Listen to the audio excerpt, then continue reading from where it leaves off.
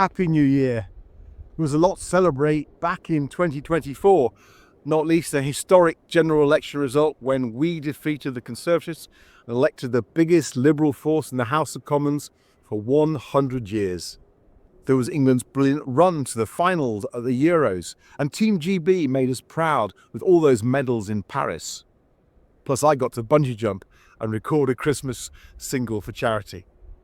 It's certainly been a year of firsts for me, and I hope it was a good year for you and your family too.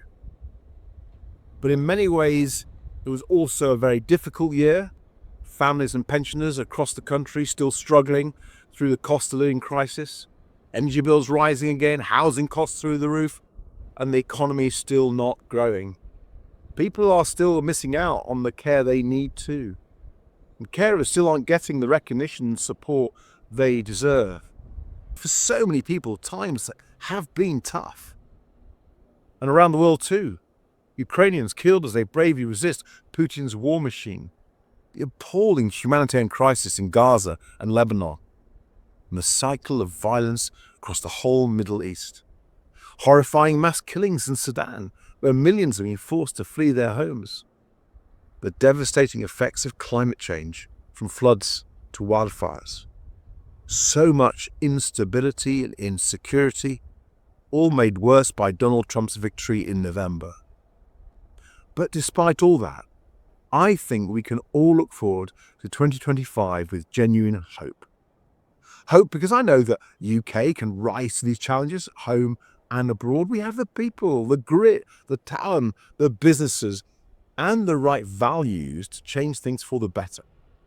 But what we need this year is government to show the urgency and ambition this moment demands, because I'm afraid that we haven't seen anything like the real change from this government on the scale the British people are yearning for. The historic scale we voted for in July. So in 2025, the Liberal Democrats will continue our fight for the change our country needs. We will continue to hold the Conservative Party to account for the terrible damage they did to our country. We made a great start on that in July, and at the local election this coming May, we have a big opportunity to finish that job.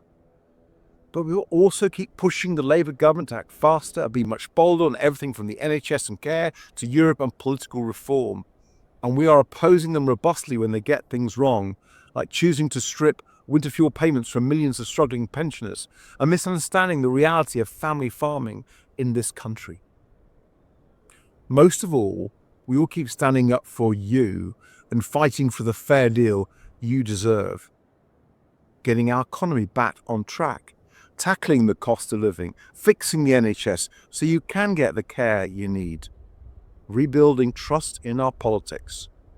Holding the powerful to account and putting real power in your hands. We've got a lot of work to do in 2025. And we can have some smiles along the way, I'm sure. So join us and let's make it happen.